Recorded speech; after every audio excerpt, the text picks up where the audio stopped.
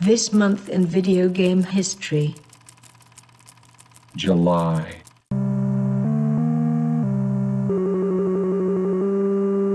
July of 1981 saw Donkey Kong rolling into the arcades of Japan.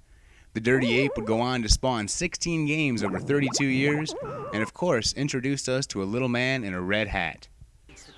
This month in 1982, television ads for Sega's Zaxxon arcade game aired. This was the first commercial to ever air for a video game. That same month, Atari signed an agreement to make a video game of the highly successful E.T. film. The game will be rushed and on shelves by Christmas of that year. The game is widely considered one of the worst games in history and believed to be a contributing factor to the video game decline of the early 1980s. July 15th marks the 30-year anniversary of the Famicom system. Nintendo sold over 500,000 units in the first 2 months. 2 years later, Nintendo would market the system in North America as the Nintendo Entertainment System. In 1985, James Vollandt played the arcade game Joust for 67.5 hours straight, with 4 20-minute breaks, all on 1 quarter. He still holds the Guinness record for this feat, and his high score held until 2010. This month saw the first Nintendo Power magazine in 1988. The publication began its life as the Nintendo Fun Club a year earlier, and the first Nintendo Power was sent to all 3.6 million members of the Fun Club. The monthly magazine served not only as a resource for gamers to get tips and tricks to their favorite games, but also a tool for Nintendo to advertise new products. The magazine discontinued publication at the end of 2012. On July 12, 1990, the original Final Fantasy was released in North America for the NES. The game, of course, would go on to spawn a franchise lasting still to this day. In 1991, after a year of legal challenges, the U.S. District Court of Northern California ruled that the Game Genie could once again be sold and did not infringe on Nintendo's copyrights. Judge Fern Smith likened the Game Genie to skipping portions of a book. She would write in part, "Having paid Nintendo a fair return, the consumer may experiment with the product and create new variations of play for personal enjoyment without creating a derivative work."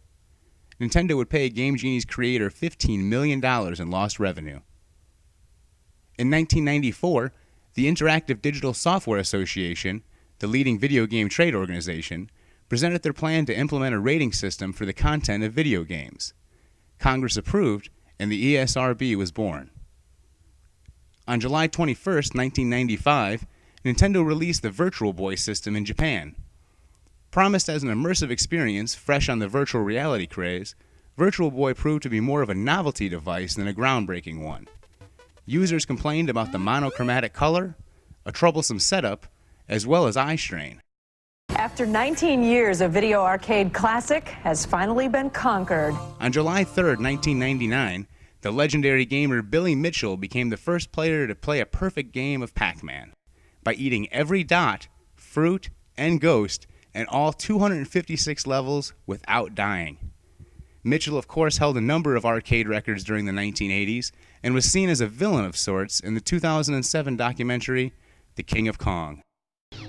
This month in 2003, Star Wars Knights of the Old Republic was released for the Xbox.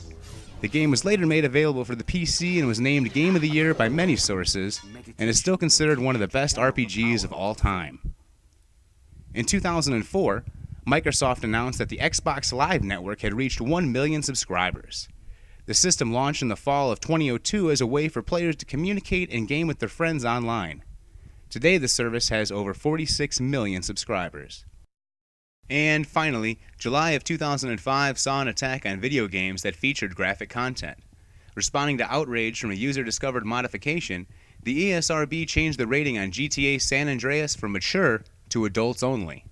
That same month, Illinois Governor Rod Blagojevich signed into law a bill prohibiting the sale of violent or sexually explicit video games to minors.